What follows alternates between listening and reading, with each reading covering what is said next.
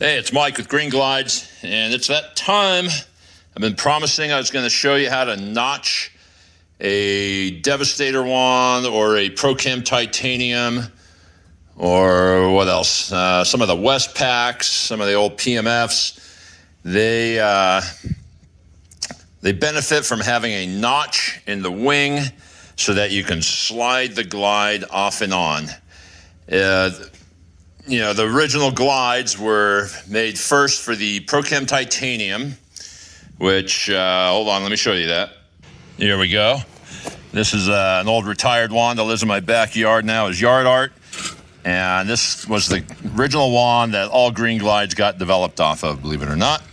And there was a very ugly notch that was cut in with a hacksaw, because we didn't have cutting wheels back then.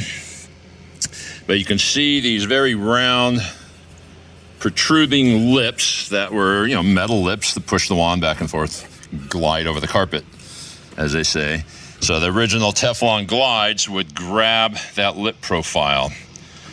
This little hole was part of a flap system that we made to cover up that notch because some of the overspray was getting out of there before we rearranged the manifolds. But anyhow, let's go back to the Devastator and let me show you what's up with that. Actually, let me show you this one first.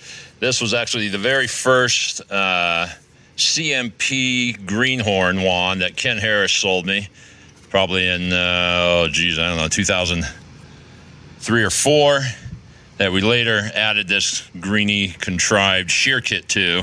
But same thing, we cut a very crude notch in there to get the glide over. This one has metal pressed on lips versus the cast lips of the Pro-Chem Titanium. Not cast. It's the word I'm looking for. Anyways, let's go look at that Devastator. Forged, god dang it. Okay, so that's the Devastator 14. Has not been notched. That's a prototype Green Glide on there. That's subject for another day. And here's the Devastator 12 with a bit more of a handsome notch on there. And you can see that the notch is made just so that that back lip, we'll call it, of the glide slides in and out of there. And let me put this one in the vise and I'll show you how that works. Okay, so with that notch there, and this one does not have a set screw. This is another kind of prototype Green Glide for the Devastator. But they will have set screws if you wish to use them to keep them from moving side to side. Most wands glide, with an external clip fit, we'll call it, they'll move a little bit. This one's moving extra bit because of the notch. So if I'm going to put the carpet glide on there, I'm going to tighten up that set screw, eliminate that. But if I'm going to pop on the brush glide to go clean, 500 feet, I'm probably not even going to bother with the set screw, although all the glides with this type of wand, this type of fit, will have set screws from this day forward. Anyhow, you just kind of keep pushing. See how easily that comes off and on? So you're going to do the same thing with the brush glide, which should be out this week. Cross your fingers. They're in the mail. So in order to cut that notch, all you need is this is a polisher. Hold on, let me get to my angle grinder for cripe's sakes. Good Lord, man can't have enough tools. So, polisher is about, 600 or 6,000 RPMs or whatever it is, 600, sorry, on up to maybe 2 to 3 times that. That is not fast enough. You need a angle grinder, and angle grinders come in a kit. If you don't have one, they'll come with a grinding wheel. You can see the thickness. And this is some heavy-duty carbide abrasive that'll grind just about anything.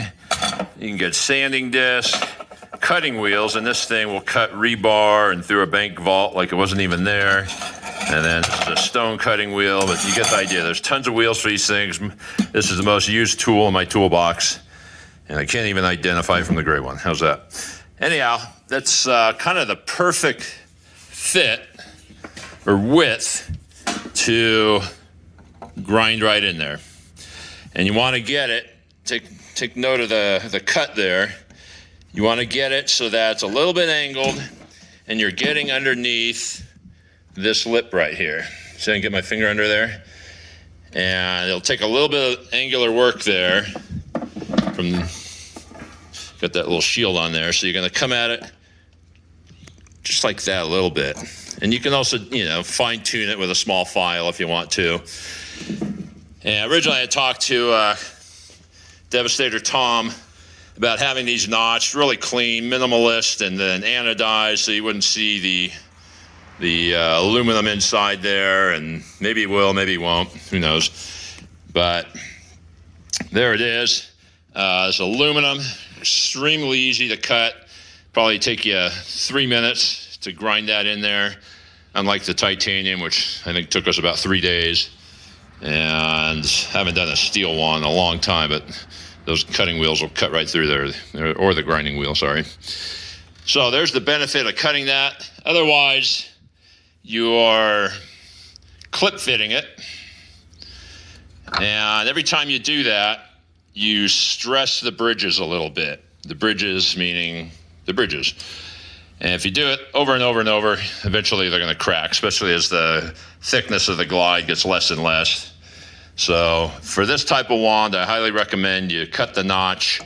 Although on the 14-inch, because it's just a bigger glide, it is easier to clip fit them. You'll notice if you're taking off your original Devastator glide for the first time, it's going to be a real bear.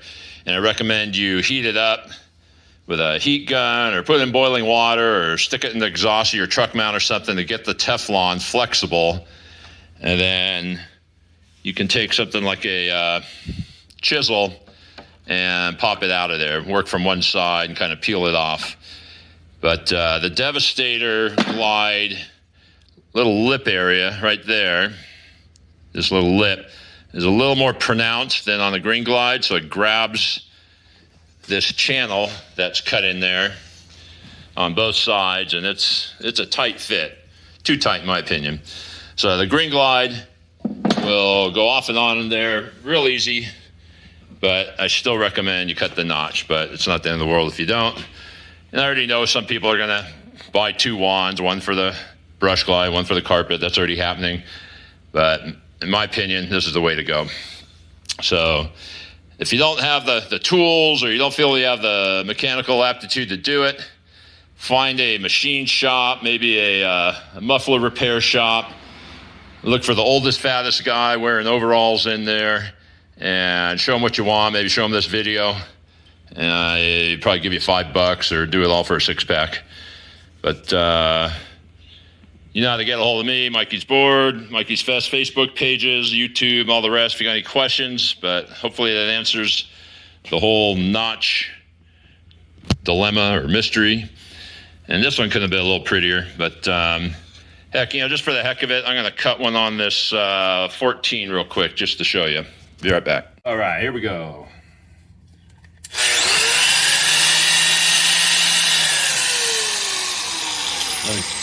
Forgot to mention, wear your safety glasses for cripe's sakes.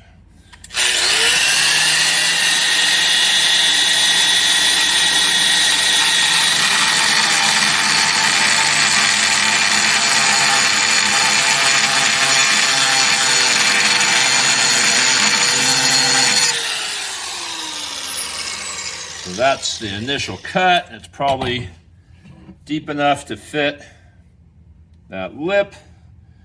Let's see how close I got it. Hell, I couldn't even see what I was doing. And you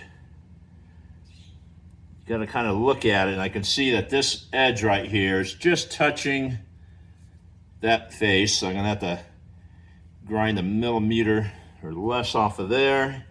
And then I got to come in and cut that little groove there. Hopefully that's all making sense. So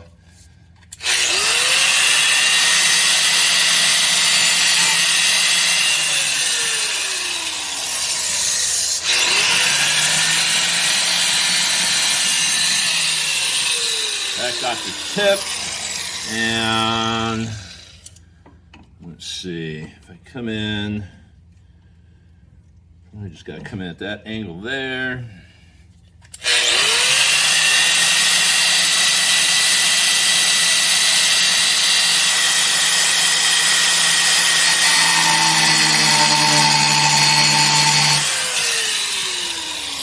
Did it. That's pretty good without practice, huh? Boom, nailed it. Right on there. First couple times will be a little stiff, and that looks pretty clean. Probably didn't need to go that deep, but again, I was filming it from the camera's perspective, and I couldn't even see how deep I was going. But either way, it's not hitting anything, which is the goal. And boy, it's super close on that edge. But that just slides off and on now. All right.